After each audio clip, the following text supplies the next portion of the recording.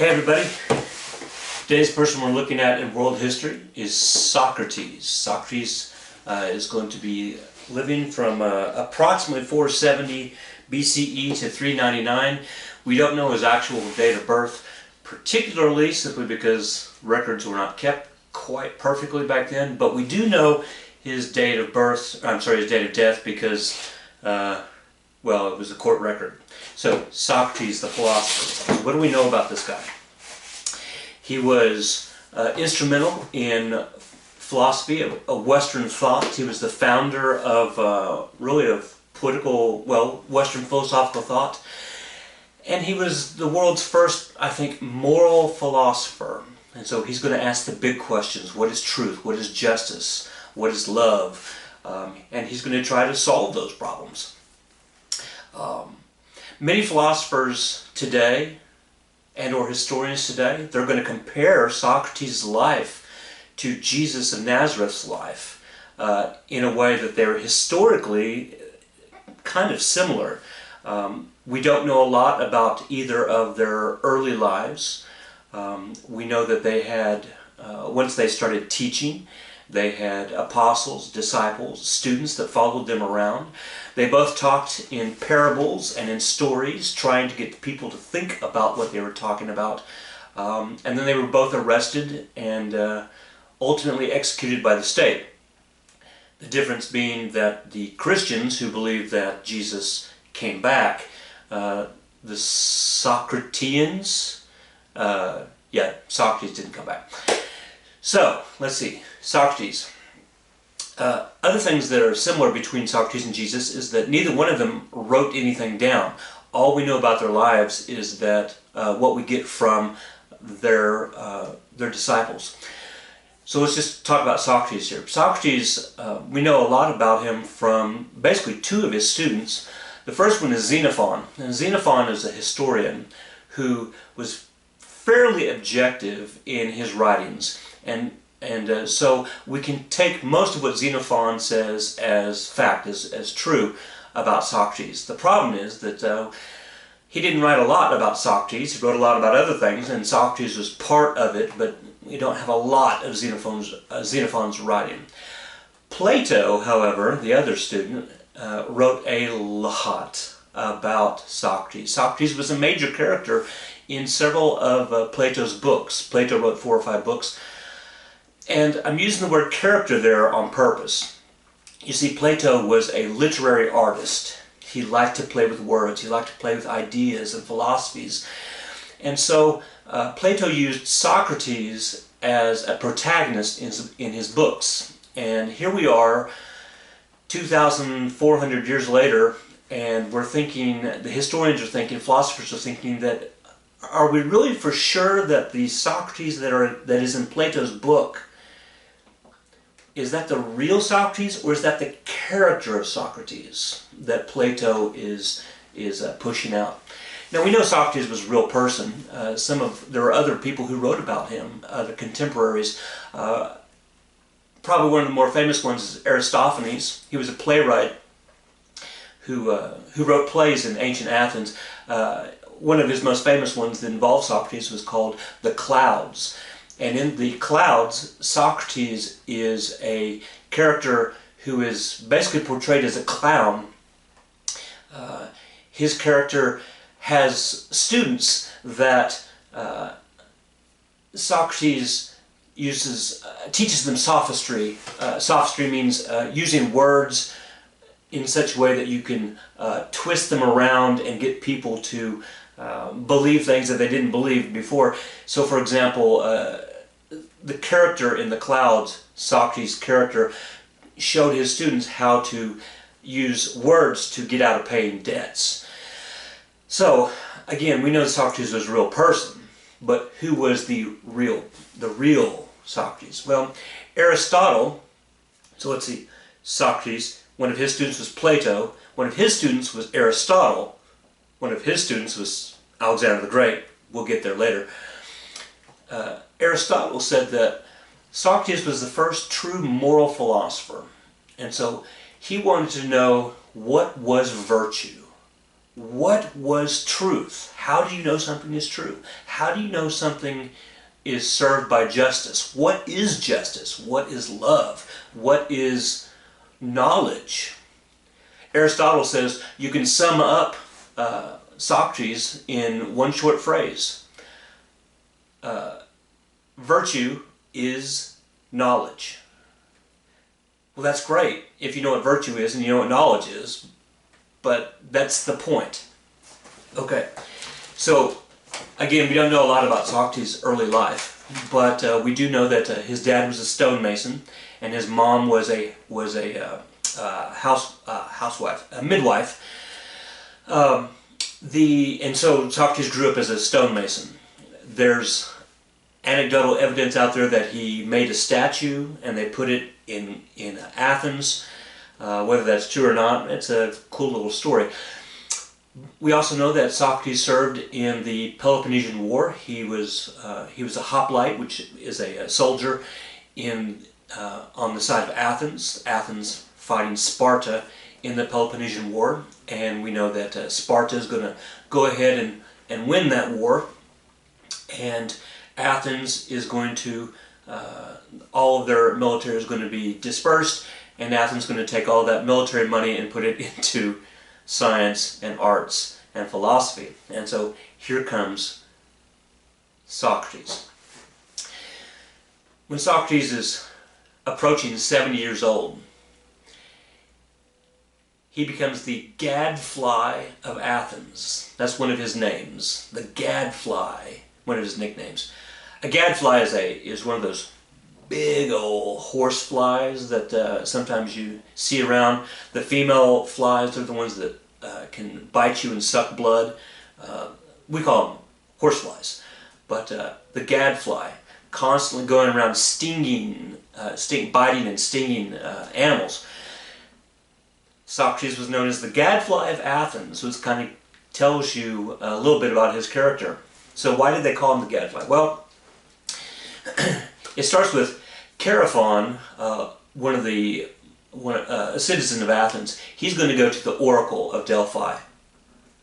The Oracle of Delphi? Doom! Anyway, the Oracle of Delphi. And Chaerephon asks the Oracle, is there anybody wiser than Socrates? And the Oracle says, because the Oracle knows all, the Oracle says nobody is wiser. Chaerephon goes back to Athens and tells Socrates, hey, the Oracle says you're the wisest man. Socrates says, the Oracle has no idea what the Oracle's talking about. I am not the wisest man. Here, let me prove it. So Socrates starts to go up and down the streets, and he runs into people. He specifically targets certain people, like people in the government, the statesmen. He targets poets, he targets artists. He targets the people that everybody believes are the smartest, are the wisest people. He targets them. And here's what he does. He goes up to them and he uses what today we call the Socratic Method.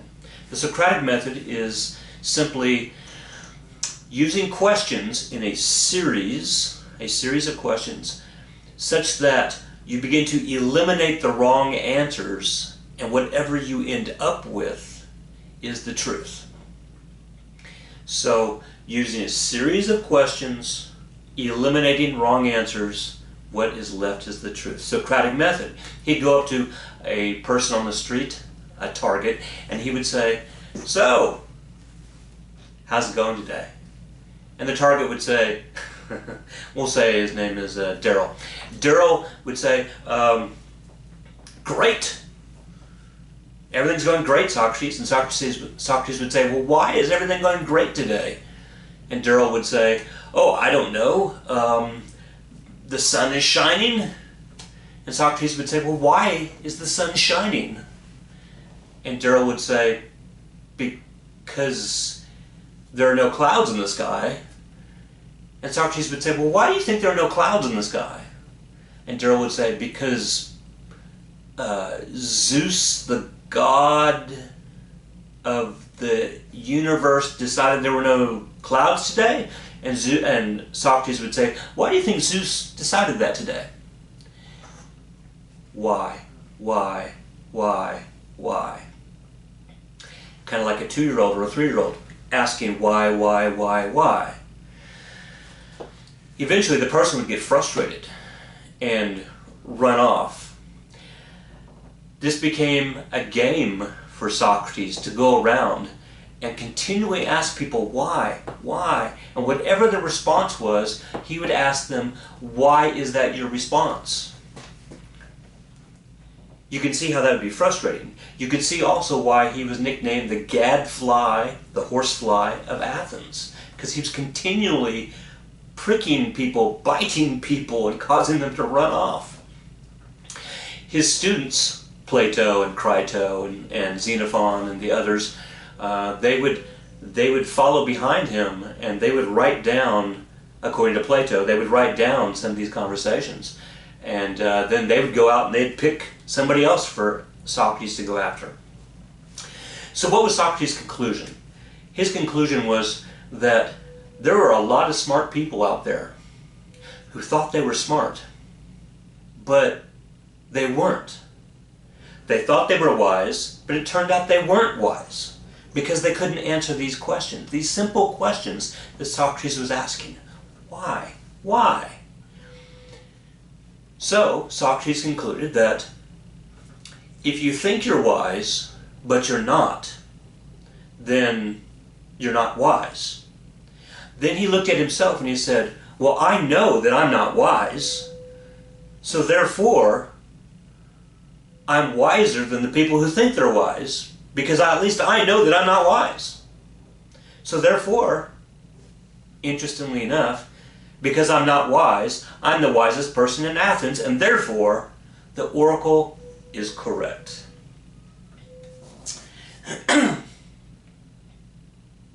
Sure, why not? So then he's going to irritate enough people asking the questions, and he's going to be thrown up on charges. 2 charges. The first charge was he is corrupting the youth of Athens, and the second charge is that he was charged with impiety, which means that he didn't believe in the gods of the state. So during the trial, back then the trials in Athens generally were, they had only men on the juries, and they had about 500 men on each jury. For Socrates' trial, we don't know for sure. There are different accounts. Some say between 300 and 500 people on the jury. He defended himself, and when the judge said, "Okay, tell us why you should be let go," Socrates said, "Why?" Well, that's going to irritate the wrong people. If you continue to do that, when the prosecutor says, "Where were you on the night of Tuesday at 8 p.m.?" and Socrates says, "Why?" Yeah, the jury's not going to like that. And the jury's going to vote.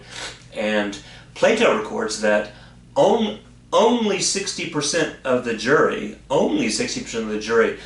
voted guilty. He only needed 51% to be found guilty, but 60% was found guilty. And so, because Socrates at this point, he was 70 years old, the judge felt a little sorry for him. And he said, "Socrates, now that you've been found guilty, what do you think would be an appropriate punishment?"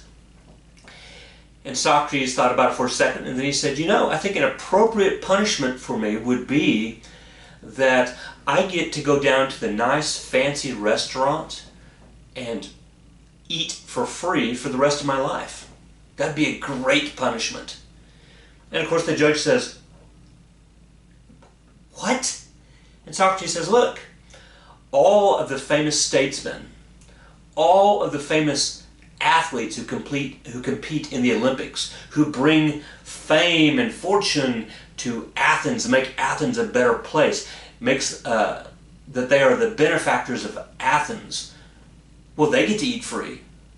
at this restaurant. So since I, Socrates, have walked around and shown people that they are basically stupid, and they thought that they were smart, but I've shown that they're stupid, see, I'm making the place better by taking away their ignorance. So therefore, I'm a benefactor of Athens.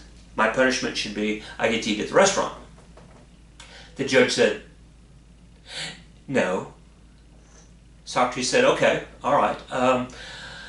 Well, I think my punishment should be a fine. And the judge said, okay, how much are you willing to pay? And Socrates says, well, I understand that generally a fine is 1/5 of your total wealth. A fifth, 20% of your total wealth. And the judge said, okay, how much is that? Socrates says, well, 1/5 of my total wealth would be about 100 drachma. I just looked that up. 100 drachma in 2020 is 32 cents. 32 cents. 1/5 of Socrates, 1/5 of his entire bank account. Socrates trying to make a point that as a philosopher, you don't make a lot of money, and therefore there's no crime. The judge disagreed. Plato and Crito and Xenophon argued with the judge that 3,000 drachma would be more appropriate, but ultimately the judge decided on the death penalty. And the death penalty was going to be by drinking hemlock, which is a poison that even today we don't have a cure for, an antidote for. So, Socrates, the 70-year-old, goes to jail, and the evening before he's presented with the hemlock, Plato and the gang go up to the guards of the jail, and they bribe the guards, and they say, for X amount of money here, why don't you go on a smoke break or something, go out to eat, go enjoy yourself for an hour or so, and then come back. And, you know, if the old guy is gone, maybe he just escaped. And the guards left. Plato and the boys go into the jail cell and say, Socrates, hey, let's get out of here.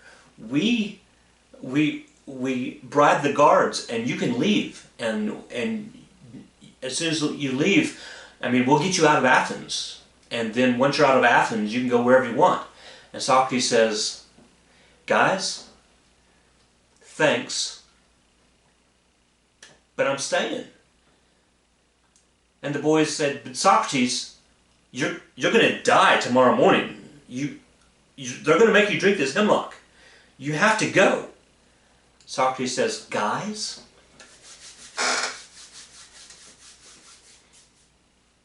I'm not going. 4 reasons. Reason number 1, philosophers are not scared of death. That's what we do. We talk about the big picture. Number 2, second reason that I'm not leaving is that, let's be honest, if I leave this jail cell, wherever I go, whether I go to Corinth or Megara or Thessaloniki or wherever I go, I'm going to do what I'm doing. I'm going to go around and be the gadfly. So I'm going to irritate other people. This hasn't stopped me from doing this. Reason number 3, I'm not leaving. Guys, I've been talking to you about what is morally right. And morally right things are, one of the big things is the social contract between me and the state. And even though I don't agree with the state all the time, and I try to point out the errors of the state, once the state makes the decision to kill me, then I have to be killed. Otherwise, if I leave, I'm breaking the law. And that is a morally corrupt thing to do. I'm not leaving. And number 4, if you guys break me out of jail, then you guys will go to jail, and I don't want that on my conscience. So Socrates stayed. The guards came back an hour later, and they said, you're still okay. The next morning, they brought the hemlock. Socrates, he drank it. They didn't force it down him. He just picked up the cup and he drank it. He was asked to walk around a little bit so that the hemlock would go through his circulatory system. And as soon as his feet felt numb, that he could come and lay down on the bed. And so after his feet started to tingle, he lay down on the bed and he lost feeling in his legs first, or his feet first, then his legs. And death was imminent. So of course the boys are surrounding, his students are surrounding him, and they say, Socrates, I mean, you're about to die here. Can you give us any last words? Like, know yourself, or the only thing I know is that I don't know, or that, I mean, is there something you want to say? Socrates says, all the philosophy is just training for death. All of philosophy is just training for death. Well, that's kind of deep. And then he closed his eyes. And he started to breathe shallowly. And then, at the last second, he opened his eyes. And he said, Crito, one of his students, Crito, don't forget, we owe Asclepius a rooster. And then he died.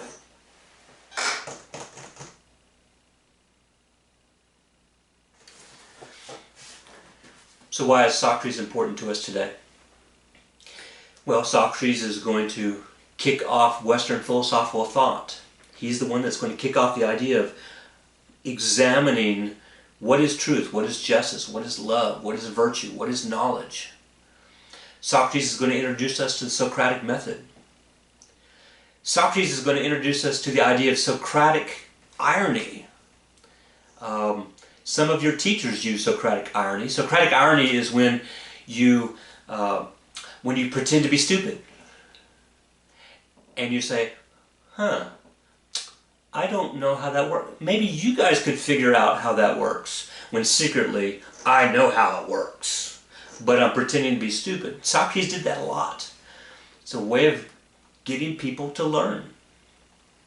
Okay, so Socrates, Socratic Method. Thanks for listening.